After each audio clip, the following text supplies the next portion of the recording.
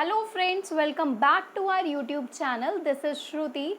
और आज की जो वीडियो है उसमें मैं आप लोगों को कुछ ऐसी चीज़ें बताना चाहती हूँ जो कि आप लोगों को एंड मौके पर, एंड टाइम पर फॉलो करनी चाहिए। जैसा कि आप लोग जानते हैं कि एग्ज़ाम बहुत पहले एग्ज़ाम के फॉर्म्स भरे जा चुके थे, तो आप लोगों को तैयारी तो तभी से स्टार्ट करनी थी, लेकिन फिर भी किसी भी रीज़न की वजह से या किसी भी वजह से कुछ लोग तैयारी नहीं कर पाए हैं। इवन अभी तक भी उन्होंने तैयारी स्टार्ट नहीं की है। तो ऐसे में हमें क्या करना चाहिए, इसके ऊपर मैंने बहुत पहले एक वीडियो बनाई थी जिसमें मैंने आपको पेपर्स के एनालिसिस का वीडियो था। वो मतलब DSSB PGT कॉमर्स के जो 2014, 15, 18 में जो एग्ज़ाम्स हुए हैं उनका एनालिसिस करके क्वेश्चंस निकाले थे मैंने कि कौन से टॉपिक से, इवन कौन से सब्जेक्ट से कितने क्वेश्चंस पूछे गए थे। उसकी मैंने वीडियो डाली थी काफ़ी पहले, वो आज आप लोगों को यहाँ पर बहुत हेल्प करने वाली है।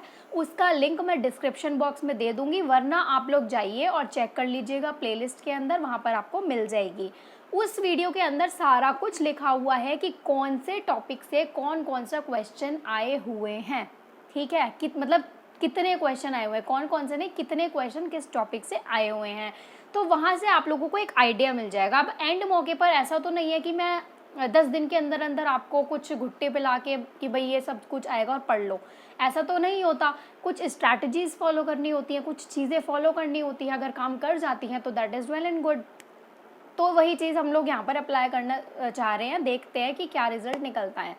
तो मेरे हिसाब से तो आप लोगों को वो जो एनालिसिस मैंने किया था वहाँ जाकर देखिए किस टॉपिक से कितने क्वेश्चन आए हैं, और जिन टॉपिक्स से सबसे ज़्यादा क्वेश्चंस पूछे गए हैं वो टॉपिक्स अच्छे से प्रिपेयर कर लो। जैसे यहाँ पर मैंने इस तरीके का एनालिसिस था, वो इस तरीके की मैंने उसकी वीडियो बनाई थी। मैंने खुद ही एनालिसिस किया है, बहुत सारे पेपर्स देखकर मैंने लास्ट के ये निकाला था, तभी मैंने आप लोगों को ये बताया है। तो जो मोस्ट इम्पॉर्टेंट टॉपिक्स हैं अभी के लिए, मैं इस वीडियो के लिए आपको बता देती हूँ, बाकी आप वहाँ पर देख लेना डिटेल में सारा। अभी जो इम्पॉर्टेंट टॉपिक्स हैं जो आपको पढ़ने ही पढ़ने हैं अभी लास्ट डेज में, उसमें आपको मैनेजमेंट के फंक्शंस बहुत अच्छे से करने हैं। जो भी थ्योरीज होती हैं ना, एक मैनेजमेंट ऑर्गेनाइजेशनल बिहेवियर से रिलेटेड जो भी थ्योरीज हैं, ब्यूरोक्रेसी थ्योरी, सिचुएशनल थ्योरी और बहुत सारी थ्योरीज हैं, क्लासिकल, न्यो क्लासिकल थ्योरीज, वो थ्योरीज आप लोगों को करनी है। उसके बाद आपको मेनली जो ये टॉपिक्स है, 12th क्लास की जो बिजनेस स्टडीज़ की बुक है वो ज़रूर पढ़ लो, क्योंकि उसमें से कई बार डायरेक्ट क्वेश्चंस आए हुए हैं। तो सारे टॉपिक्स वही हैं, ठीक है, वही जो टॉपिक्स हैं वही ज़्यादा से ज़्यादा पूछे जाते हैं। बस ये है कि BCom और MCom में आपका और ज़्यादा एक्सपेंशन हो जाता है उन टॉपिक्स का। तो 12th की बुक पढ़ना सबसे पहले बिजनेस स्टडीज़ की। उसके बाद जो रह जाता है उसमें आपका मैनेजमेंट और मैनेजमेंट के फंक्शंस बहुत अच्छे से क्लियर हो जाएंगे, डिटेल में दिए हुए होते हैं। बिजनेस एनवायरनमेंट वहाँ से कवर हो जाएगा आपका। फिर आता है आपका financial management, second subject. First क्या हुआ, 12th क्लास की बिजनेस स्टडीज़ की बुक।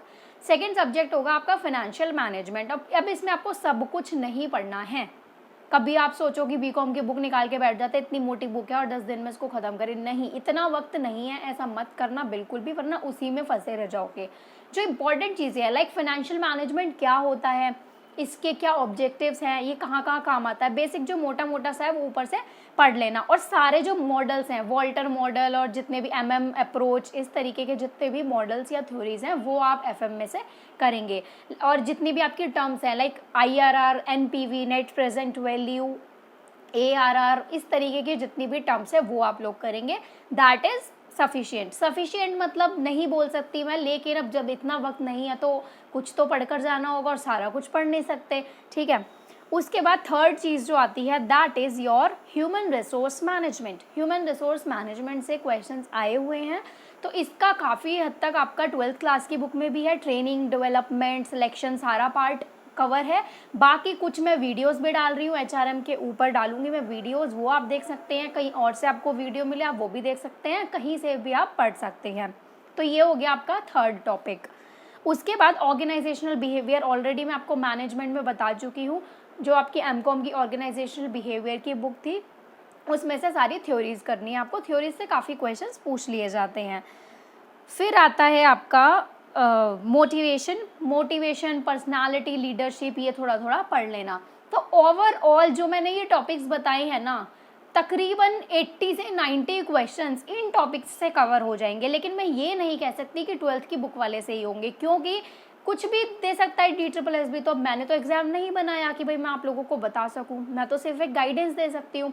तो ये जो टॉपिक्स मैंने आपको बताया ना, बेसिकली ये टॉपिक्स आप लोग ज़रूर कर लें, ठीक है। तो अभी टाइम है आपके पास, आज से ही शुरू कीजिए। मैटर ना मिले तो PGT कॉमर्स प्रिपरेशन की प्लेलिस्ट है मेरे चैनल पर भी, आप वहाँ से भी वीडियोस देख सकते हैं। मैनेजमेंट मैंने वहाँ पर पूरा कवर किया हुआ है, और मार्केटिंग भी मैंने पूरा कवर किया हुआ है। मार्केटिंग में आपको यहाँ बताना भूल गई, काफ़ी क्वेश्चंस आते हैं मार्केटिंग से। तो मार्केटिंग और मैनेजमेंट की पूरी प्लेलिस्ट आप लोगों को मिल जाएगी मेरे चैनल पर ही। बाकी कहीं और से आपको कुछ और अच्छा समझ आता है तो आप वहाँ पर भी देख सकते हैं, कोई इशू वाली बात नहीं है इसमें, ठीक है। ये था आप लोगों का जिसमें आपके बिजनेस स्टडीज़ और थियोरिटिकल पोर्शन था।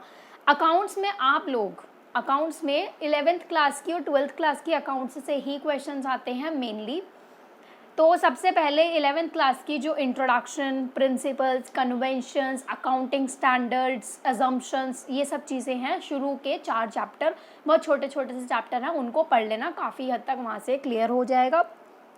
बाकी आप लोग रेशो के फॉर्मूले सारे अच्छे से पढ़ लेना, कैश फ्लो स्टेटमेंट पढ़ लेना, उसका फॉर्मेट देख लेना, फॉर्मेट हर चीज़ का देख लेना, कौन सा फॉर्मेट के अंदर क्या क्या चीज़ें आती हैं।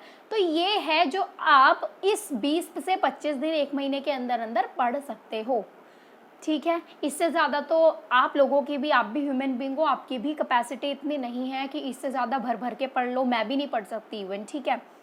तो ये क्रक्स था जो मैंने निकाला है थोड़ा सा, कि आप लोगों को इससे हेल्प हो जाए। ये चीज़ें ज़रूर पढ़ लेना। ये मैं भी अपनी तरफ से नहीं बता रही, ये मैं आप लोगों को उस बेसिस पे बता रही हूँ कि जो मैंने प्रीवियस ईयर के पेपर्स देखे हैं कि कहाँ से क्या क्या पूछा गया है, ठीक है। तो अगर मैं इतनी मेहनत कर रही हूँ आप लोगों के साथ, तो मैं भी ये चाहती हूँ अगर मैं पढ़ा रही हूँ तो आप लोग अच्छे से पढ़ें, और जितने टॉपिक्स मैंने आज इस वीडियो में बताए हैं वो अच्छे से कवर कर लें, ठीक है। आई होप ये वीडियो आप लोगों के लिए बहुत यूज़फुल रहेगी, और अगर आप लोगों को लगे कि ये यूज़फुल है तो मुझे कमेंट सेक्शन में ज़रूर बताना। फिर मिलते हैं हम अपनी नेक्स्ट वीडियो में। Bye bye.